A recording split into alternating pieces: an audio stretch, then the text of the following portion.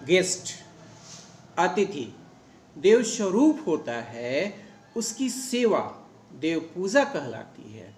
इसलिए अतिथि को देवता ही मानो।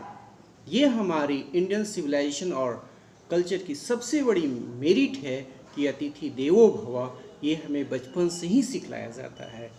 इस मोटिवेशनल कोटेशंस के बाद आज हम लोग ऑनलाइन क्लास में समझने का प्रयास करते हैं क्वेश्चंस। जैसा कि आप जानते हैं, मैं डॉक्टर मनीष कुमार शशि। आज के जो क्वेश्चंस है, जो हमारी प्रॉब्लम्स है, वो है क्या? Rousseau, educational 1720 to 1778 philosophy. Rousseau जो 1712 से 1778 के बीच रहे हैं, उनका शिक्षा दर्शन, ये हम लोगों को आज के क्लास में समझना है। रूसो का शिक्षा के प्रति जो दृष्टिकोण था, वो हम लोग समझने का प्रयास करेंगे। रूसोस व्यू रिगार्डिंग एजुकेशन, रूसो का जो शिक्षा के प्रति दृष्टिकोण था, वो आज क्लास में समझने का प्रयास करते हैं। रूसो ऐसे समय में उत्पन्न हुए थे, जन्म हुआ था, जब फॉर्मेटिज्म, औपचारिकता, डिस्पोटिज्म, स्वेच्छाचारिता, हाइपोक्रेसी, पाखंड का बोलबाला था। औपचारिकता, स्वेच्छाचारिता और पाखंड के बाद उस समय एक बालक को एक छोटे युवक के रूप में समझा जाता था। मतलब एक छोटा बालक और उसे युवक के बराबर। उसको शिक्षा उसकी विचारने की शक्ति के विकास के लिए नहीं दी जाती थी, और न वह उसके जीवन से किसी भी प्रकार से संबंधित होता था। ऐसे समय में रूसो की शैक्षिक धारणाएं शिक्षा में औपचारिकता के विरुद्ध थी। जो समाज चल रहा था उसके अगेंस्ट रूसो के विचार थे। उनका विचार था कि सच्ची शिक्षा वही है जो बालक की मूल प्रवृत्ति का विकास करे। मतलब मेंटल लेवल की वो बात छेड़ रहे थे।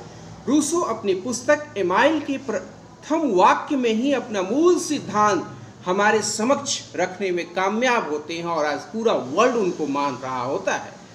उनका कथन है कि प्रत्येक वस्तु प्रकृति के नियंत्रणता के यहाँ से अच्छे रूप से आती है, केवल मनुष्य के संपर्क में ही वह दूषित हो जाती है। मतलब गॉड हमें प्योर भेजते हैं, सोसाइटी उसमें छेड़छाड़ करा देती है। Everything is good as it comes from the hands of another of the man of the nature. Everything degrades in the hands of man means degrade, और जो डिमेरिट्स आती है वो मैन के हैंड में होने पर होती है। विधाता, ईश्वर, अल्लाह ताला प्रत्येक वस्तु को अच्छा बनाता है, परंतु मनुष्य उसके साथ जो छेड़छाड़ करता है वह दूषित कर देता है। God makes all things good, man meddles with them and try to become evil. ये मनुष्य के दुष्प्रभाव जो हैं, इस कारण से वो एविलनेस आती है। अदरवाइज गॉड तो एवरीथिंग को वो गुड गुड गुड गुड ही बना करके हमें देते हैं, वो चाहे नेचर हो या ह्यूमन बीइंग हो। आप जब इसके साथ छेड़छाड़ करते हैं तभी कोविड-19 के शिकार होते हैं। डेल्टा जो देख रहे हैं, थर्ड वेव, तभी हम इसके शिकार होते हैं, जब भी हम प्रकृति के साथ छेड़छाड़ करते हैं। Now we try to understand about negative education. Negative education. Rousseau इस सिद्धांत का शिक्षा में प्रयोग करते हैं। उनका मत है कि बालक की प्रथम शिक्षा पूर्ण रूप से नकारात्मक या निषेधात्मक होनी चाहिए। निषेधात्मक शिक्षा से उनका तात्पर्य उस शिक्षा से है जो ज्ञान को सीधे रूप में प्रदान कर बालक के मस्तिष्क को ज्ञान का भंडार बनाने से उसके विभिन्न अंगों और ज्ञानेंद्रियों का विकास करे, जो ज्ञान के द्वार हैं।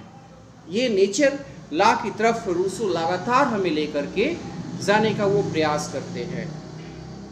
रूसोस कॉन्सेप्ट ऑफ मैन, जो उनके कॉन्सेप्ट हैं मैन से संबंधित, वो उनके धारणाएं क्या हैं वो हम लोग समझते हैं।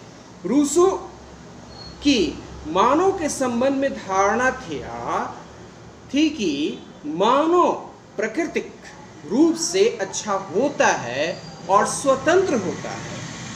यह तो वातावरण है जो उसके पतन का कारण होता है और जो उसकी स्वतंत्रता में कमी लाता है। यह दृष्टिकोण ईसाई धर्मावलंबी भी मानते हैं। मतलब वो स्पष्ट कह रहे हैं कि जो इन्वायरमेंट होता है यहीं से उत्थान और पतन की गाथा लिखी जाती है।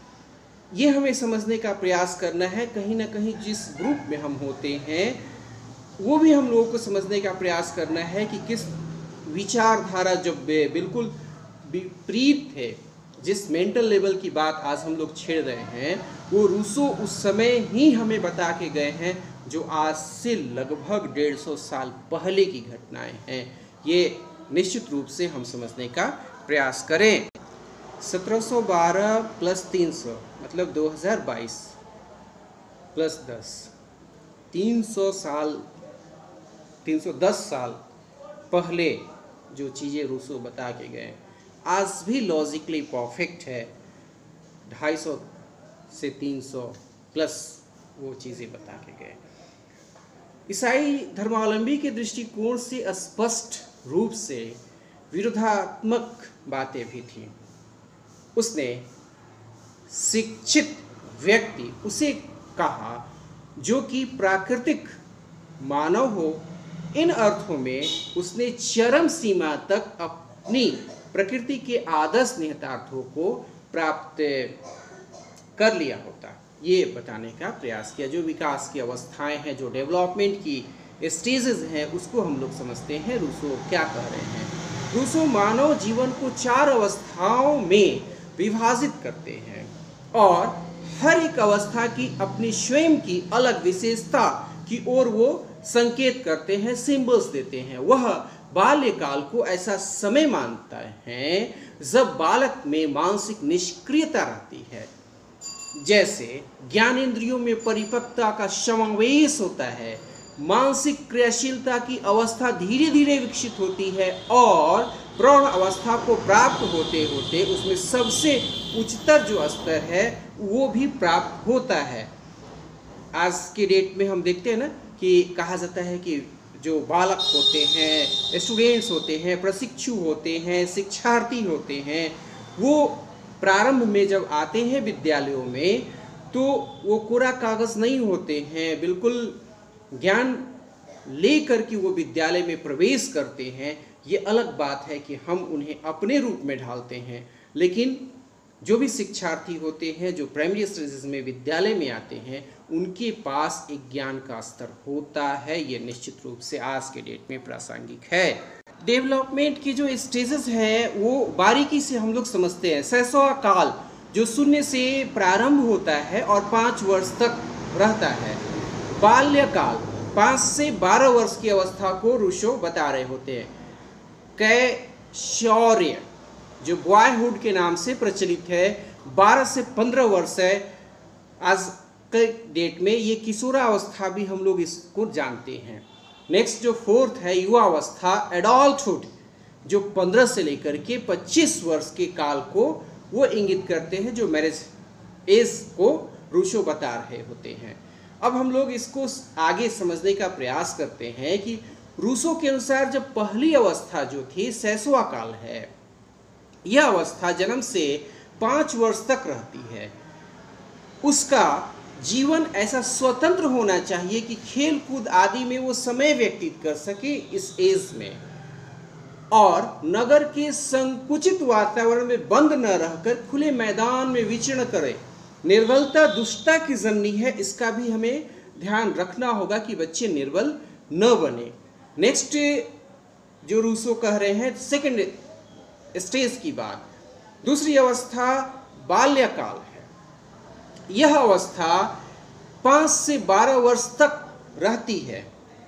इस काल में बालक एक असभ्य और जंगली मनुष्य की अवस्था में होता है। बालक की ज्ञानेंद्रियों को इस प्रकार स्वतंत्रता पूर्वक प्रयोग में लाने में बालक में आकार, रंग, रूप, स्थिति एटसेट्रा की ज्ञान का विकास होगा, उसे संगीत के साथ साथ कूदना, फानना, तैरना आदि हमें सिखाना होगा। तो ये दो स्टेज हम लोगों ने देखा। पहली जो अवस्था थी शैशव काल, और जो दूसरी अवस्था रही वो बाल्यकाल, ये रूसो बता रहे हैं। अब हम लोग आगे देखते हैं बॉयहुड। जो थर्ड अवस्था की बात रूसो ने की है वो बताया है थर्ड जो बाल्यकाल की पश्चात की अवधि कैशोर्य, बॉयहुड, यह अवस्था 12 से 15 वर्ष तक रहती है। यह वह अवस्था है जब बालक अपनी क्रियाओं के फल को समझ सकता है, जो भी एक्टिविटी करता है वो रिजल्ट को समझने लगता है। उनको उपयोगी और व्यवहारिक ज्ञान प्राप्त करने के लिए हमें प्रोत्साहन देना चाहिए, मतलब वो यूजफुल और प्रैक्टिकल नॉलेज प्राप्त करे, इसके लिए हमें मोटिवेशन देने का हमेशा प्रयास करना चाहिए। जो नेक्स्ट है फोर्थ नंबर है, चौथी अवस्था है, अंतिम अवस्था है, वो है एडल्टहुड, युवा अवस्था। यह अवस्था 15 वर्ष की आयु से लेकर के विवाह, मैरिज के समय तक लगभग 25 वर्ष तक माना गया है, उनके अनुसार है। रूसो इस अवस्था को नई उत्पत्ति के रूप में समझते हैं। इस समय काम भावना जागृत हो जाती है और सामाजिक भावनाओं का विकास होने लगता है। बालक एक आदर्श इत्यादि को भी वो समझने लगता है। यही काल सच्ची शिक्षा का समय होता है। इस काल की शिक्षा का उद्देश्य नैतिक पूर्णता तथा संवेगात्मक विकास होता है, मतलब जो मोरल स्टडी के साथ साथ कॉग्निटिव डेवलपमेंट की बात भी यहाँ है। बालक में नैतिक, सामाजिक तथा धार्मिक भावनाओं का भी विकास जो है वो दिखने लगता है। ये बहुत ही अच्छे ढंग से रूसो ने उस अवस्था में बताया। 300 साल पहले, 310 साल पहले जो बातें कही वो आज भी इंडिया हो या पूरा विश्व हो वहाँ चरितार्थ है। उन्होंने बताया शैशव काल 0 से 5 वर्ष, ये रिवीजन के रूप में देख लेते हैं। बाल्यकाल 5 से 12 वर्ष, कौशल्य बॉयहुड, इसे किशोरावस्था भी हम कहते हैं, 12 से 15 वर्ष। युवावस्था जो एडल्टहुड है वो 15 से 25 वर्ष, मैरिज तक। ये काफ़ी अच्छे ढंग से उन्होंने बताया कि किस तरह हमारा कॉग्निटिव डेवलपमेंट हो। हम बालक को अभी वो प्रारंभ में आ ही रहा है और उसको ज्ञान, मतलब एक 5 केजी यदि तराजू के तरफ रखा गया है और दूसरे तरफ 25 केजी, तो वो बैलेंस कैसे होगा? हमारा ज्ञान भी तो ठीक उसी बैलेंस की तरह है, तराजू की तरह है। यदि बच्चों का मेंटल लेवल अभी लो है और उनको बहुत टफ लेवल की बातें की जाने लगे तो शायद उनकी समझ से बाहर की चीज़ होगी। और इसी तरफ रूसो 310 साल पहले हमें लेके गए थे। रूसो ने जो कुछ भी बताया वो आज 21st सेंचुरी में भी लॉजिकली परफेक्ट है। रूसो का विचार स्त्री शिक्षा के संबंध में बिल्कुल नैरो है, संकीर्ण है। रूसो के अनुसार शिक्षा का उद्देश्य बालक की स्वाभाविक क्रियाओं में सहायता करके उसकी विभिन्न जो शक्तियां हैं उनका विकास करना है, मतलब हेल्प करके वो डेवलपमेंट की तरफ ले जाना चाहते हैं। रूसो बाल्यकाल में पुस्तकीय ज्ञान के विरोधी रहे हैं।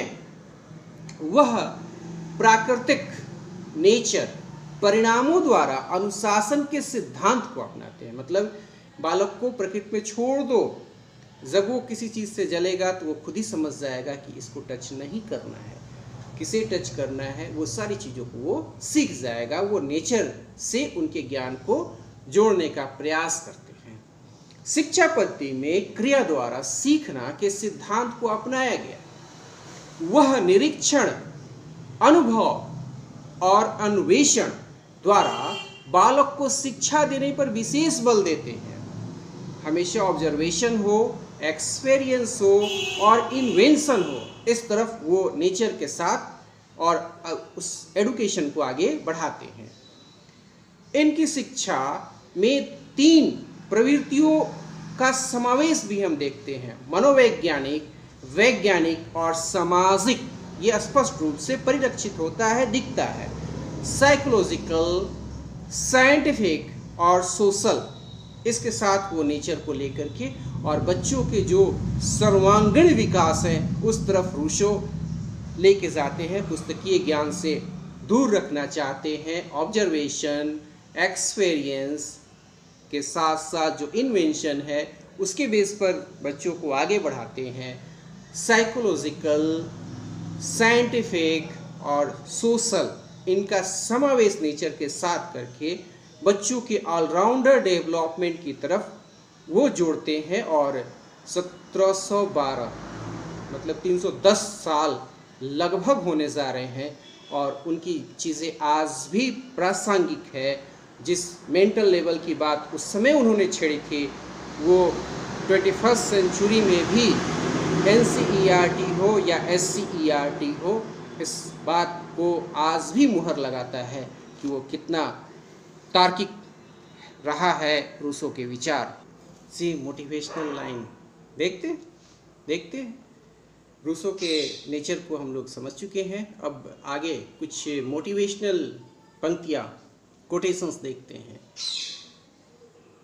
आते जाते सांस हर दुख को नमन करते हैं। देखते, आते जाते सांस हर दुख को नमन करते हैं। उंगलियां जलती रही और हम हवन करते रहे। साधना कह लीजिए चाहे तपस्या, अंत तक एक उजाला पा गए जिसको गहन करते रहे। दिन को आंखें खोलकर, संध्या को आंखें मूंद कर, तेरे हर एक रूप की पूजा नयन करते रहे। खैर, हम तो अपने ही सुख दुख से लज्जित हुए। लोग तो आराधना में भी गमन करते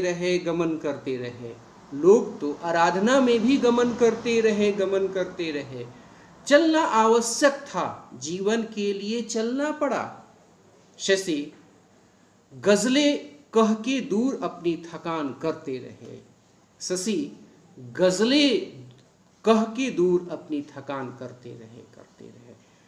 निश्चित रूप से ये चीज़ें आपको यदि अच्छी लगी तो आप निश्चित रूप से कमेंट बॉक्स में बताएंगे। अभी हम लोग देख रहे थे रूसो के जो नेचर से संबंधित बातें हैं उसको। आप इस ऑनलाइन क्लास के जो वीडियो हैं फेसबुक, इंस्टाग्राम, ट्विटर, टेलीग्राम के साथ साथ सोशल मीडिया के जो भी प्लेटफॉर्म्स हैं उनके 5-5 ग्रुपों में आपको यदि ये क्लासेस अच्छी लगती हो तो इस वीडियो को निश्चित रूप से शेयर करें, साझा करें। और ये डॉक्टर मनीष कुमार शशि की जो क्लास की बारीकियां हैं आप अपने दोस्तों तक पहुंचाएं। इसे अधिक से अधिक शेयर करने में आप सहयोग दें। ये क्लास के प्रति आपके सच्चे आभार होंगे, थैंक्स होंगे। और ये क्लासेस बिल्कुल 1 पैसा भी आपको खर्च नहीं करना है, फ्री ऑफ कॉस्ट है। जब पेड होगा उस समय देखा जाएगा, फिलहाल फ्री ऑफ कॉस्ट है। तो इस वीडियो को आप शेयर करते रहें, साझा करते रहें, सहयोग दें। रूसो की युक्ति जो कि काफ़ी प्रगतिशील रही उसे हम लोगों ने आज इस क्लास में देखा। निश्चित रूप से जो कुछ भी ग्रह करने योग्य है वो रूसो ने बतलाया है। अगली क्लास में हम नए वीडियो के साथ पुनः मिलेंगे। ऑनलाइन क्लासेस की जो भी बारीकियां हैं उसे हम समझते हुए अपने जीवन में आगे बढ़ेंगे। चलते चलते जय हिंद।